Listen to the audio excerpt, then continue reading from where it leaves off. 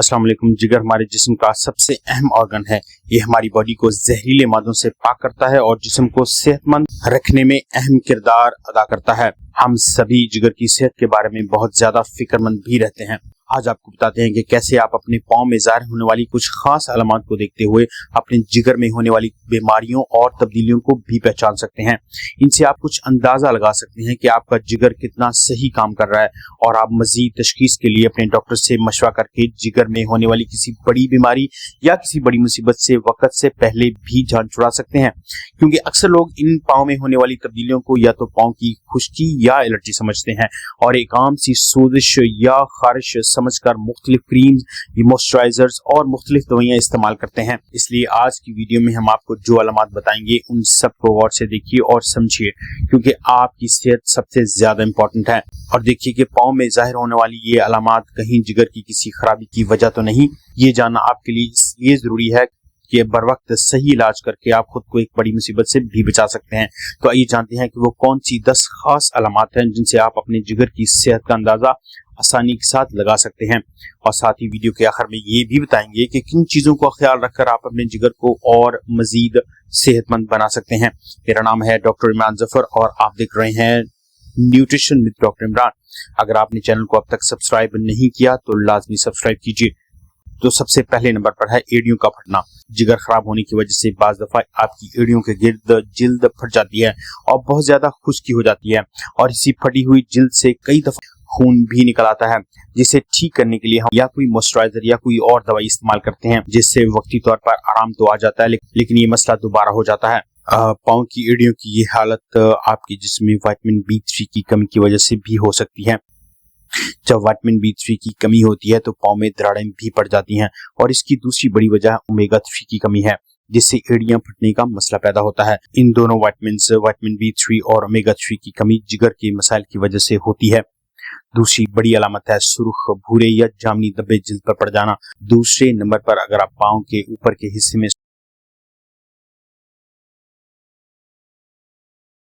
सुर्ख, भूरे या जामनी रंग के दाने हैं तो ये एडवांस्ड लिवर डिजीज की निशानी भी हो सकती है। ये अलामत उन लोगों में भी नजर आती हैं जो शुगर के मरीज हैं और जिनमें आमतौर पर जिगर का मसला रहता है।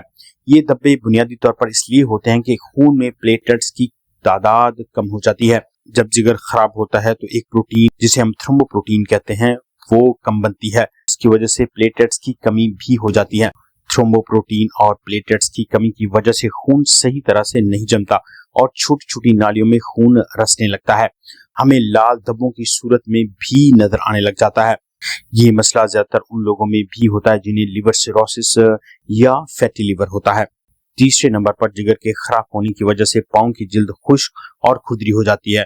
गौर से देखेंगे तो आपको पता चलेगा कि अगर आपके जिस्म या पाँव और टांगों के किसी हिस्से पे बहुत ज्यादा जिल्द खुश्क है और उस पर छिलके बन गए हैं तो इसकी बड़ी वजह ओमेगा 3 फैटी एसिड्स की कमी है। ओमेगा 3 की वजह से जिल्द में ऑयल की प्रोडक्शन सही रहती है और जिल्द की नमी भी बरकरार रहती है। जब ओमेगा 3 फैटी एसिड्स की कमी होती है तो जिल्द खुश्क हो जाती है। चौथे नंबर पर स्पाइडर एंजियोमा हो सकता है, जिसमें आपकी जिल्द पर मकड़ी के जाल की तरह की खून की बारीक रगें नजर आती हैं। ये ज्यादातर खून में एस्ट्रोजन हार्मोन के ज्यादा होने की वजह से होता है, क्योंकि एस्ट्रोजन खून की रगों को फैलाता है जिससे वो जाली की तरह नजर आने लगती हैं। ये मसला हमल के दौरान या माने हमल दवाएं इस्तेमाल करने के भी दरमियान भी होता है, लेकिन ज्यादा बड़ी वजह जिगर के मसाइल हैं। अगर आपके जिस्म पर इस तरह के स्पाइडर एंजियोमा 3 या इससे ज्यादा हैं तो ये जिगर की बीमारी की वजह हो सकते हैं, लेकिन इसके लिए बहुत ज्यादा जरूरी है कि आप फौरी तौर पर अपने डॉक्टर से रुजू करें और जिगर के जरूरी टेस्ट करवाने के बाद इलाज करें। पांचवी बड़ी अलामत है जिल्द में खारिश का होना।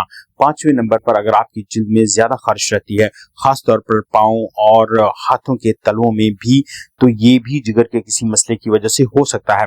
ये खारिश बगैर दानों की भी होती है और इस कैफियत को हम मेडिकली कोलिस्टेसिस, जिसमें बाइल का बहाव बहुत सुस्त हो जाता है या उसमें रुकावट पैदा हो जाती है। बाइल साल्ट्स जिल्द में जमा हो जाते हैं और खारिश होने लगती है। इसको वक्ती तौर पर क्रीम्स या एंटी एलर्जिक दवाओं से दबाया जा सकता है, लेकिन ये मसला दोबारा हो जाता है। ऐसी सूरत में डॉक्टर से रुजू करना चाहिए और जिगर के जरूरी टेस्ट करवाने चाहिए। जैसे कि आप जानते हैं कि जिगर का बुनियादी काम हमारे जिस्म को डिटॉक्सिफाई करना होता है। जब ये डिटॉक्सिफिकेशन का अमल सही नहीं होता तो पाँव से बदबू आ सकती है। ये इसलिए होता है कि जिगर का काम जिस्म को डिटॉक्स करना। जब जिगर सही काम ना करे तो यही जहरीले मादे जिस्म में जमा होने शुरू हो जाते हैं, जिसकी वजह से बदबू आती है, खास तौर पर पाँव से। यहाँ आपको ये बात बताते चलें कि पाँव की बदबू की एक बड़ी वजह फंगस भी हो सकता है, लेकिन जिन लोगों में जिगर के मसाइल ज्यादा होते हैं उनमें फंगल इन्फेक्शन के इम्कानात ज्यादा बढ़ जाते हैं, जिनसे बदबू ज्यादा आती है। हमारे मुदाफियाती निज़ाम यानी इम्यून सिस्टम के सही काम करने के लिए जिगर का सही काम करना बहुत ज़रूरी है। जब जिगर ख़राब होता है तो क़ुव्वत मुदाफ़ियत भी कमज़ोर हो जाती है और मुख्तलिफ बीमारियों के साथ साथ फंगस की इन्फेक्शन भी होने लगती है। ज़्यादातर ये इन्फेक्शन पाँव के नाखूनों के दरमियान में होती है। इसके इलाज के लिए एंटी फंगल इलाज के साथ साथ जिगर की सेहत को भी देखना चाहिए। 8वें नंबर पर पिटिंग एडिमा, जिसमें पाँव या टांग के निचले हिस्से में सूजन आ जाती है। अगर आप उंगली से दबाएं और वहां गड़ा पड़ जाए जो कि फौरन वापस ना आए तो ये जिगर की खराबी की निशानी है। ये इसलिए होता है क्योंकि जिगर मुख्तलिफ प्रोटीन्स बनाता है और जिस्म में पानी का तवाज़ुन बरकरार रखता है। जब प्रोटीन्स कम बनती है तो पानी जमा होने लगता है और सूजन आने लगती है। ये ज्यादातर दाईं टांग में होता है। क्योंकि जिगर इसी तरफ होता है, अगर दोनों टांगों में है तो ये दिल के मसले की वजह से भी हो सकता है। 9वीं बड़ी निशानी है जिल्द का सुन्न हो जाना या जलन होना। 9वें नंबर पर अगर आपके पाँव सुन्न रहते हैं, इनमें जलन होती है, तो ये जिगर के मसले की निशानी होती है। इस कैफियत को हम पेरिफेरल न्यूरोपैथी भी कहते हैं। ये ज्यादातर इंसुलिन रेजिस्टेंस की वजह से होती है। इंसुलिन रेजिस्टेंस की वजह से शुगर लेवल बढ़ जाता है और खून की नालियों का निजाम खराब होता है और पाँव सुन्न रहना शुरू हो जाते हैं और जलन भी ज्यादा महसूस होती है। 10वें और आखिरी नंबर पर पाँव में दर्द रहे तो ये जिगर की खराबी की अलामत हो सकता है। जिगर में सोजिश की वजह से जिस्म के दूसरे हिस्से में भी सोजिश होती है और बाज दफा एड़ियों में दर्द होता है जो आम दवाओं से खत्म नहीं होता और जोड़ों में भी दर्द रहने लगता है। ये मसला भी जिगर की खराबी की तरफ इशारा करता है। सबसे अहम बात यह है कि हम जिगर को कैसे बचा सकते हैं और आप कौन सी ऐसी आदत अपना सकते हैं कि आपके जिगर की सेहत बेहतरीन हालत में रहे और आपको किसी भी बड़े मसले का सामना ना करना पड़े। सबसे पहले अगर आपके पाँव में इस तरह की कोई भी अलामत है तो फौरन अपने डॉक्टर से लाजमी मशवरा कीजिए और साथ साथ चंद बातों का ख्याल भी रखिए और कुछ आदत को अपनी जिंदगी का हिस्सा बनाइए। आप अपने खाने और जिंदगी में थोड़ी सी तब्दीली करके भी अपने जिगर की सेहत को बहुत बेहतर हालत में रख सकते हैं। पहले नंबर पर है कि गैर जरूरी दवाओं से परहेज कीजिए।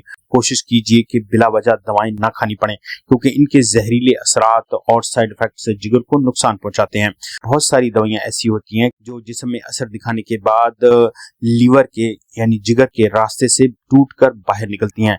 ये केमिकल जब जिगर से गुजरते हैं तो ये जिगर की सेहत और जिगर के खलियात को नुकसान पहुंचाते हैं। अगर आपने कोई दवाई लेनी हो तो पहले अपने डॉक्टर या फार्मासिस्ट से लाजमन मशवरा कीजिए। दूसरे नंबर पर है कि सादा कार्बोहाइड्रेट्स यानी सादा खाना और चीनी से परहेज। ज्यादा मीठे और ज्यादा नशास्ते वाले खाने, ज्यादा स्टार्च वाले खाने जिगर में चर्बी और सोजिश पैदा करते हैं, ये इसलिए इनसे परहेज करना चाहिए। तीसरा एहतियात है कि प्रोसेस्ड खानों से भी परहेज करना चाहिए जिस कदर भी हो सके। पैक शुदा खाने एक खास मुद्दत के लिए बनाए जाते हैं और खास मकसद के लिए बनाए जाते हैं। इन खानों को पैक करने के लिए खास केमिकल्स यूज किए जाते हैं जिन्हें प्रिजर्वेटिव या एडिटिव भी कह सकते हैं। तो कोशिश करें कि घर का ताज़ा खाना खाएं और वर्जिश को भी मामूल बनाएं। रोजाना कम से कम 30 मिनट की हल्की वर्जिश आपके लिए बहुत फायदेमंद हो सकती है। तो दोस्तों ये थी वो अलामात जिन्हें जानकर आप अपने जिगर की सेहत के बारे में मामूली अंदाजा लगा सकते हैं। याद रखिए आपकी सेहत सबसे ज्यादा इंपॉर्टेंट है। अगर आप सेहतमंद हैं तो आप जिंदगी की और दुनिया की हर सहूलत से फायदा उठा सकते हैं। उम्मीद करते हैं कि आज की वीडियो आपको पसंद आई होगी। अगर वीडियो अच्छी लगी हो तो लाइक कीजिए, सब्सक्राइब कीजिए और शेयर करना मत भूलिए। मेरा नाम है डॉक्टर इमरान जफर और आप देख रहे हैं न्यूट्रिशन विद डॉक्टर इमरान। मिलते हैं अगली वीडियो में, तब तक अल्लाह हाफिज।